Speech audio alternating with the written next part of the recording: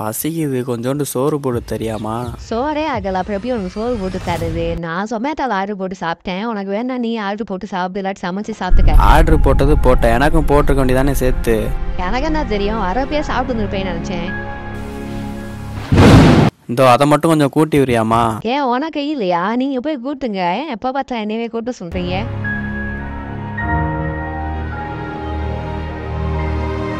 இன்னைக்கு என்ன சாப்பாடுமா? என்ன செஞ்சிருக்க? இன்னைக்கு சமைக்கல, நான் ஃப்ரெண்ட்ஸ் கூட வெளியே போகிறேன். நீங்கள் ஏன்னா சமைச்சு சாப்பிட்டுக்கோங்க.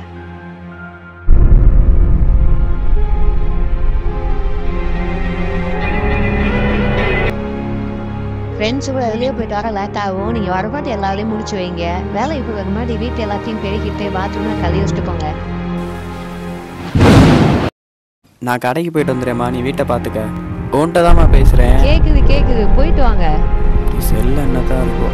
கோமாளடே, நாளைக்கு மேரேஜுக்கு மட்டும் வரல, உன் ஃப்ரெண்ட்ஷிப் இதோட கட்டுறா தலையில. என்ன மச்சான் இப்படி சொல்லிட்ட? ஓ மேரேஜுக்கு வராமல் எப்பட்றா? கண்டிப்பாக வந்துடுவேன் பாரு.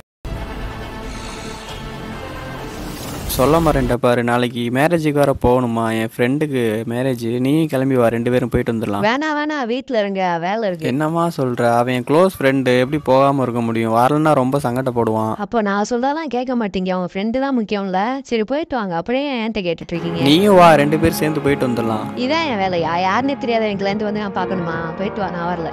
அதான் நான் உன் ஃப்ரெண்டுகளை எனக்கு வந்தேன்ல, இதே மாதிரி நானே கேட்டிருக்கணும். தேவையில்லாம என் ஃப்ரெண்டை பேசுறேன் வச்சுக்காதீங்க. நான் மட்டும் நாளைக்கு போயிட்டு வரேன், தெரியாம உன்கிட்ட கேட்டேன், மன்னிச்சுக்கோமா. தனியாக வந்திருக்கோம், ஒய்ஃப் வரலையா? எங்கள் அம்மா வந்திருக்காங்க, வந்து பாரு. உங்களுக்கு ஒரு வேலையே இல்லையா? தேவையில்லாம இங்கே வந்துட்டு பெரு இங்கே வந்திருக்காங்க. இப்போ வந்து பார்க்குறதுனால உனக்கு என்ன இருக்கு?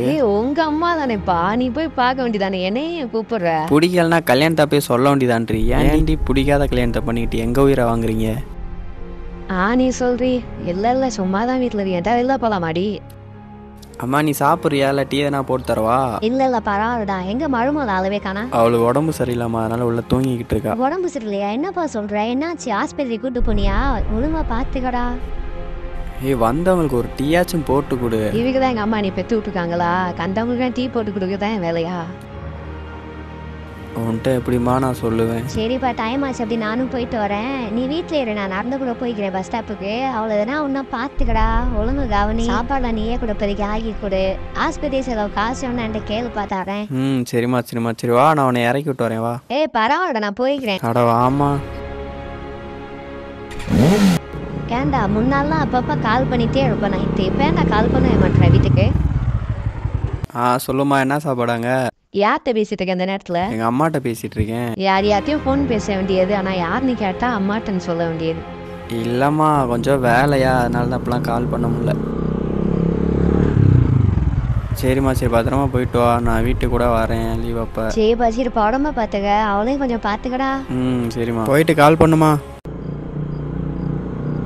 இந்த எங்கள் அம்மா உனக்கு சாப்பாடு வாங்கி கொடுத்தாங்க. நான் கேட்டேன், நான் உங்ககிட்ட எனக்கு சாப்பாடு வாங்கி கொடுங்க அப்படின்ட்டு. ஏன் தேவையில்லாம நீங்களே கெடுத்துக்கிறீங்க உங்க மரியாதையை? சாப்பாடு தானே வாங்கி கொடுத்தாங்க, இதில் என்ன இருக்கு? கண்டவ வாங்கி கொடுக்கணும். என்ன பிச்சைக்காரியா? எனக்கு காசு இருக்கு, நான் வாங்கிக்கேன். எதுக்கு உங்க அம்மா தான் எனக்கு வாங்கி கொடுக்குறாங்க? அவங்க கூடலாம் வாழ்றது பேசாம செத்து போயிடலாண்டி. பொம்பளையாடி நீ எல்லாம். செருப்பு பிஞ்சிருண்டா மயிலே. போய் செத்து போன யார் உயிரோட சொன்னது? போய் செத்து போக வேண்டியதானே நீ உங்க அம்மா? எப்படி இப்படி நாக்கூசாம பேசுற? உங்க கூட வாழ்றதுக்கு அருவருப்பா இருக்குடி. இன்னும் ஒரு நிமிஷம் இருந்தானே நான் செருப்பை கழட்டி அடி. உண்மையா அவனுக்கு ரோஸ் இருந்துச்சுன்னா செத்து போதே செஞ்சு உயிரோட இருக்காத. வெட்டி போட்டு உள்ள போலாம் போல இருக்கு. ஆனா அவனை வெட்ட எங்க அம்மாவை கெட்ட பேர் ஆகி போயிடும். மூஞ்சா பார்க்க எனக்கு வெறிமயிரா ஆகுதுரி. எங்க அம்மாவுக்காக தான் இவ்வளவு நாள் பொறுத்துக்கிட்டு இருந்தேன். எங்க அம்மா உன்ன மாதிரி பொம்பளையெல்லாம் நாசமா போயிருவேங்கடி. என் சாபண்டி இது. எங்க அம்மா வந்திருக்காங்க, வந்து பாரு. உங்களுக்கு ஒரு வேலையே இல்லையா? தேவையில்லாம இங்கே வந்துட்டு கண்டவ வாங்கி கொடுக்கணும். என்ன பிச்சைக்காரியா? எனக்கு காசு இருக்கு, நான் வாங்கிக்கேன். எதுக்கு உங்க அம்மா தான் எனக்கு வாங்கி கொடுக்குறாங்க? செத்து போனையா உயிரோட சொன்னது? போய் செத்து போக வேண்டியதானே நீ உங்க அம்மாவும்? நான் எடுக்க போற முடிவு ரொம்ப தப்பு தான். ஆனா I can't be normal mentally.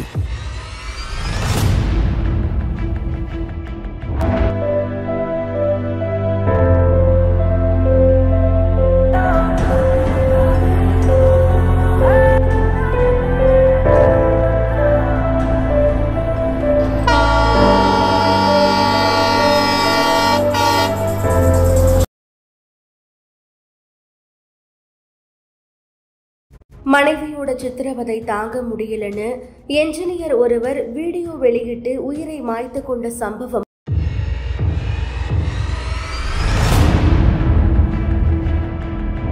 Arrange marriage பண்ண போகிற நண்பர்களே, உங்களுக்காக தான் இந்த வீடியோ. உங்கள் வீட்டில் உங்கள் அம்மா அப்பாவுக்கு பிடிக்குதுன்னு சொல்லிட்டு நீங்களும் அந்த பொண்ணுக்கு ஓகே சொல்லிடாதீங்க. அவங்களோட வேலை கல்யாணம் பண்ணி வைக்கிறது மட்டும்தான். ஆனால் வாழ்க்கை உன் கையில் இருக்க அந்த பொண்ணு கூட கடைசி வரைக்கும் நீ தான் வாழ போகிற. அதனால் நீ தேர்ந்தெடு அந்த பொண்ணு வேணுமா வேணாமான்னு. ஏன்னா நீ கல்யாணம் பண்ணிக்க போகிற பொண்ணு உன்னை பிடிச்சி ஓகே சொல்லியிருக்காது. அவங்க வீட்டில் ஃபோர்ஸ் பண்ணி ஓகே சொல்ல வச்சுருப்பாங்க. கல்யாணத்துக்கு முன்னாடி அந்த பொண்ணு வேறு பையன் கூட ரிலேஷன்ஷிப்பில் கூட இருந்திருக்கலாம். கல்யாணம் ஆனதுக்கப்புறம் கூட இருக்கலாம். அந்த பொண்ணு உன் கூட ஒரு பேருக்கு ஒரு வாழ்க்கை வாழ்ந்துட்டு உனக்கும் பிடிக்காம அந்த பொண்ணுக்கும் பிடிக்காம நீயும் இதே மாதிரி ரயில் முன்னாடி ஒரு வாட்டி பாய்வோம் நண்பா. என்னடா ரொம்ப பயமுறுத்து. அதனால கல்யாணம் பண்ணுறதுக்கு முன்னாடி அந்த பொண்ணுகிட்ட ஓப்பனாகவே கேட்டுருங்க, உண்மையாகவே உங்களுக்கு என்ன பிடிச்சிருக்கா, இல்லை உங்கள் வீட்டில் ஃபோர்ஸ் பண்ணாங்களா, வெளியில் யாராவது லவ் பண்ணுறீங்களா அப்படின்னு. அந்த பொண்ணு ஆமாம் நான் லவ் பண்ணுறேன் அப்படின்னு சொல்லிச்சுன்னா, ஓகேம்மா உனக்கு பிடிச்ச பையன் கூட சந்தோஷமாக இருங்கன்னு சொல்லிட்டு அப்படியே நழுவிரு ஒரு வணக்கத்தை போட்டு. இல்லை எங்கள் அம்மா அப்பாவுக்கு ஒன்று தான் பிடிச்சிருக்கு, அதனால் நான் அவங்க சொல்கிறதான் கேட்பேன்னு சொல்லிட்டு சரத்குமார் படத்தில் வர மாதிரி ஹீரோயிசம் காட்டிட்டு நீ போனினா அந்த பொண்ணு அவங்களுக்கு ஹீரோயிசம் காட்டு போயிடும். நீ ஜோக்கரை நடுத்தரில் நிற்ப நண்பா. அதனால உன் வாழ்க்கை உன் கையில் தான்டா நண்பா இருக்குது. பார்த்து முடிவேடுடா. ரயில் முன்னாடி பாஞ்சிடாதா தங்கம். ஏன் வாழ்க்கை வீண் பண்ணிடாதீங்கடா டே கண்ணு. என்னத்த சொல்றதுன்னு தெரியலடா கண்ணு. கண்ணு கண்ணு டே.